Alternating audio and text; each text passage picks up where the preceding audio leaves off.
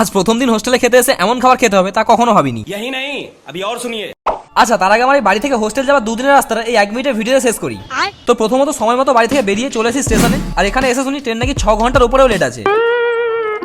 যাই হোক, তারপর অবশেষে দুপুর 3টের ট্রেন এসে পৌঁছে রাত 10টায়। চলো এবার তোমাদের ট্রেনের ভেতরটা দেখাই। এই দেখো, এটা হলো আমার বেড। এখানে আমি দিয়েছিল দুটো বেডশিট, একটা টাওয়াল, একটা বালিশ আর একটা কম্বল। চলো এখন আমার বেড পুরোপুরি রেডি, এবার ঘুমানো যাক। এখানে দেওয়া কম্বলটা খুব ভারী, তাই ওটা আমি ইউজ করিনি, তাই বাড়ি থেকে নিয়ে আসা একটা চাদর ওটাই আমি গায়ে দিয়েছিলাম। আর এই যে আমার কাছে ছিল কিছু স্ন্যাক্স, যেগুলো আমার রাতে খিদের হাত থেকে বাঁচাবে, কারণ ট্রেনের খাবারের খুব দাম। যাই হোক, চলো এখন গুড নাইট, দেখা হচ্ছে সকালে।